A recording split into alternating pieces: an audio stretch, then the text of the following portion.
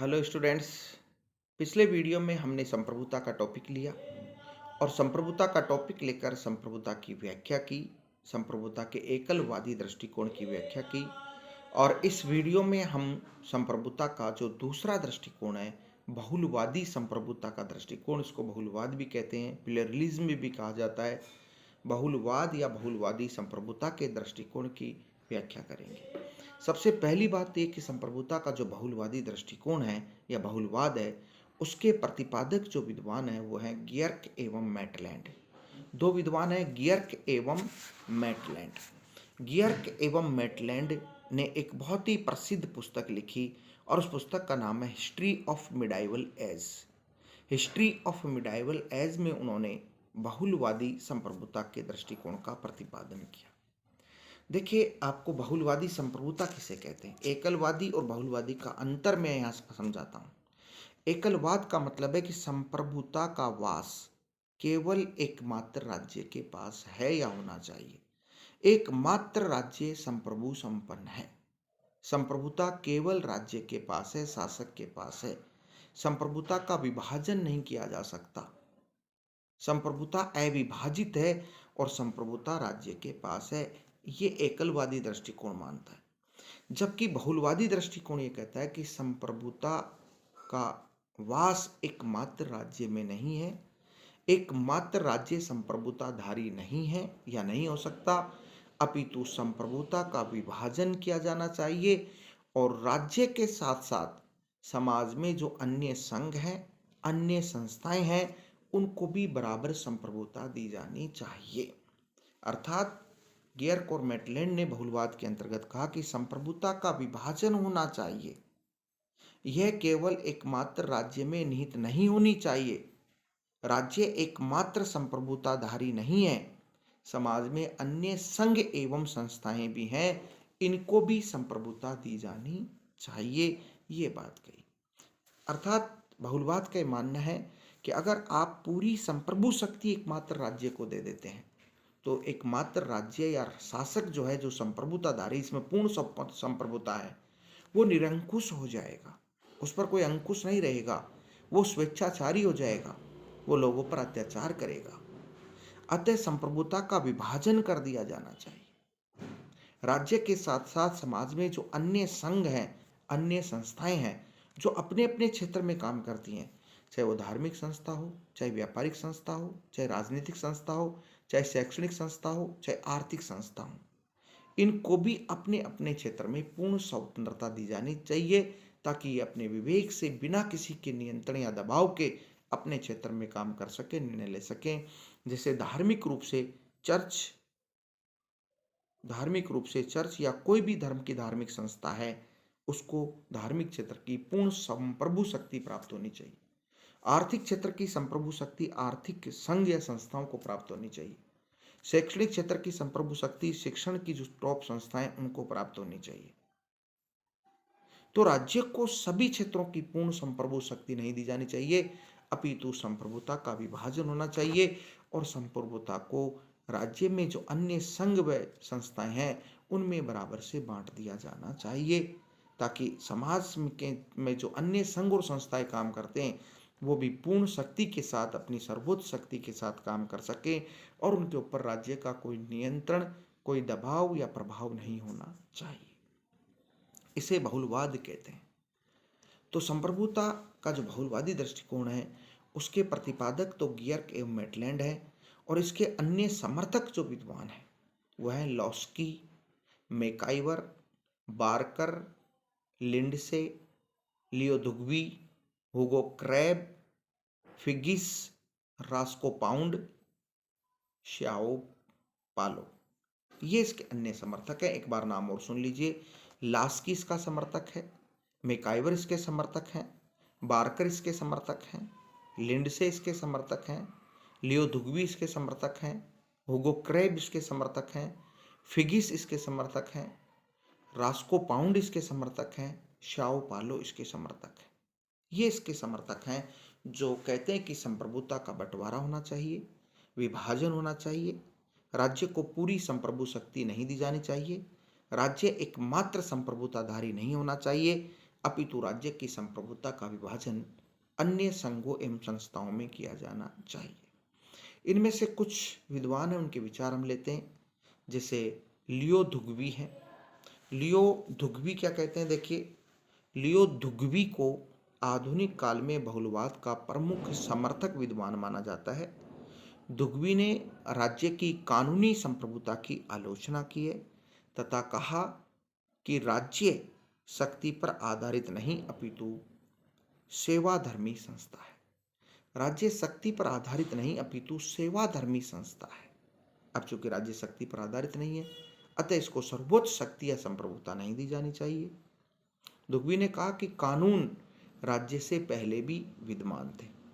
दुग्वी कहता है कि यही नहीं कि राज्य ही कानून का स्रोत है, राज्य नहीं कानून बनाए, राज्य से पहले भी कानून थे। जब राज्य नहीं था तो प्राकृतिक कानून थे। दुग्वी ने एक बात और कही कि राज्य का कोई व्यक्तित्व नहीं होता, व्यक्तित्व सिर्फ व्यक्ति का होता है। हम राज्य को एक पूर्ण व्यक्तित्व मान लेते हैं, पूर्ण सत्ता मान लेते हैं। उनका राज्य पूर्ण सत्ता नहीं है, पूर्ण व्यक्तित्व नहीं होता इसका, अपितु व्यक्तित्व है, व्यक्ति का होता है, राज्य का नहीं होता।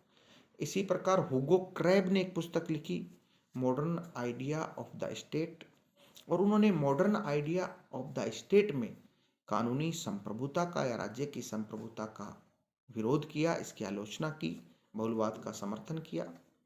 क्रेब ने कानूनी संप्रभुता को संकट का सिद्धांत कहा, और क्रेब ने कहा कि राजनीतिक सिद्धांत या राजनीतिक विज्ञान से संप्रभुता की अवधारणा को निकाल देना चाहिए।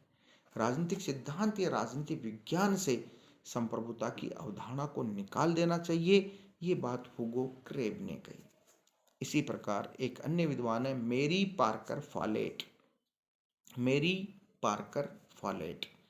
इन्होंने एक पुस्तक लिखी द न्यू स्टेट, और द न्यू स्टेट पुस्तक में मेरी पार्कर फॉलेट ने राज्य की संप्रभुता का, एकलवादी कानूनी संप्रभुता का विरोध किया, और राज्य को विशेष जो शक्ति दी जाती है उसको अन्य संघों एवं संस्थाओं में बांट देना चाहिए। ये बात मेरी पार्कर फॉलेट ने कही।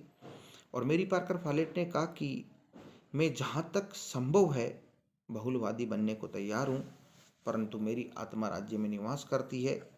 और इन्होंने एक और इम्पोर्टेंट बात की कि बहुलवाद भविष्य के लिए भविष्यवाणी है। ये बात मेरी पार्कर फॉलेट ने कही। इसी प्रकार लॉस्की एक प्रमुख विद्वान है। लॉस्की प्रमुख बहुलवादी हैं, परंतु राज्य को संघों के नियमन के लिए विशेष शक्ति देने की बात भी करते हैं।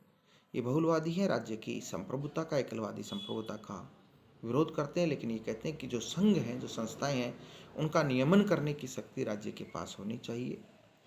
राज्य अट्ठालिका शिखर है, स्काई केप है। इन्होंने कहा कि राज्य अट्ठालिका शिखर है, वो ऊपर, सबके ऊपर है, लेकिन पूर्ण संप्रभु नहीं होना चाहिए। लॉस्की ने राज्य को संघों का संघ भी कहा कि राज्य संघों का संघ है। लॉस्की ने एक और बात कही कि यदि संप्रभुता की अवधारणा को राजनीति विज्ञान से निकाल दिया जाए तो ये इसके लिए स्थायी लाभ की बात होगी। संप्रभुता की अवधारणा को राजनीति विज्ञान से निकाल दिया जाए तो ये राजनीति विज्ञान के लिए स्थायी लाभ की बात होगी। ये बात भी लॉस्की ने कही। मैकाइवर बहुत ही इंपॉर्टेंट विद्वान है। मैकाइवर द मॉडर्न स्टेट नामक पुस्तक इन्होंने लिखी, द मॉडर्न स्टेट, और एक और पुस्तक लिखी द वेव ऑफ गवर्नमेंट और मॉडर्न स्टेट, दो प्रमुख पुस्तकें लिखी। ये भी लॉस्की की तरह बहुत बड़े बहुलवादी विद्वान माने जाते हैं। इन्होंने राज्य की कानूनी एकलवादी संप्रभुता का विरोध किया, उनकी आलोचना की, और कहा कि राज्य रीति रिवाजों की अवहेलना नहीं कर सकता।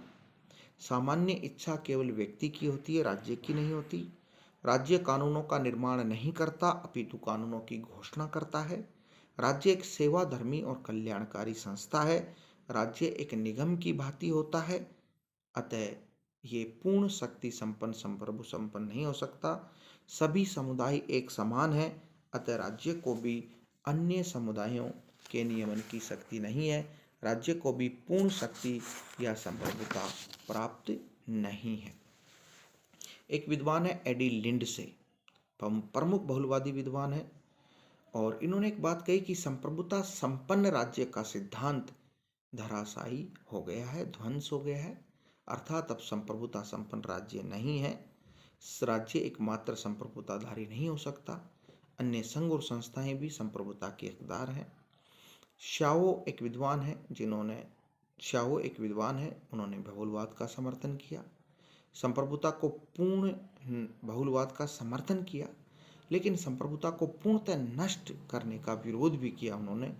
और उन्होंने कहा कि राज्य की संप्रभुता को नष्ट करना भयंकर एवं व्यर्थ भी है।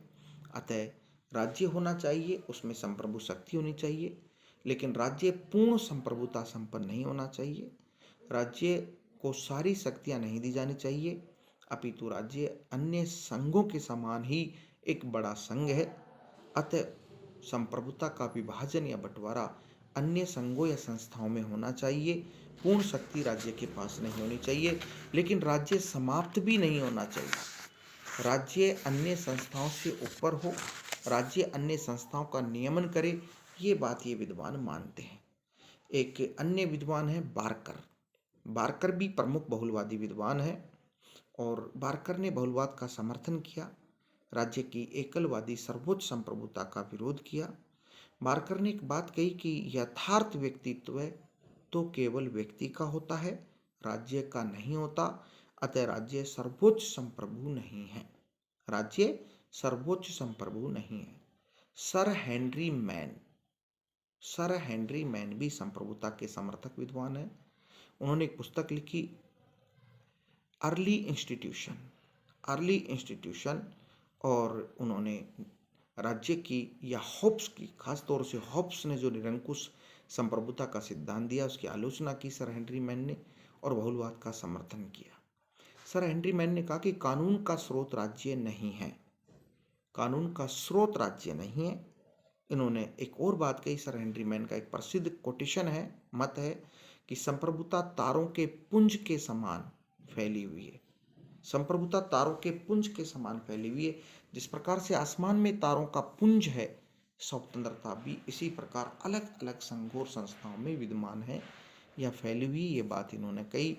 तो कुल मिलाकर बात यह कि संप्रभुता का एकलवादी दृष्टिकोण राज्य को एक सर्वोच्च संप्रभुता संपन्न मानता है, जबकि बहुलवादी दृष्टिकोण राज्य को सर्वोच्च संप्रभुताधारी नहीं मानता, अपितु राज्य को अन्य संघों के समान मानता है, संघों का संघ मानता है, संघों से बड़ा मानता है, और संप्रभुता का विभाजन करके समाज में विद्यमान अन्य संघों व समुदायों को भी संप्रभुता या संप्रभु शक्ति देने की बात करता है।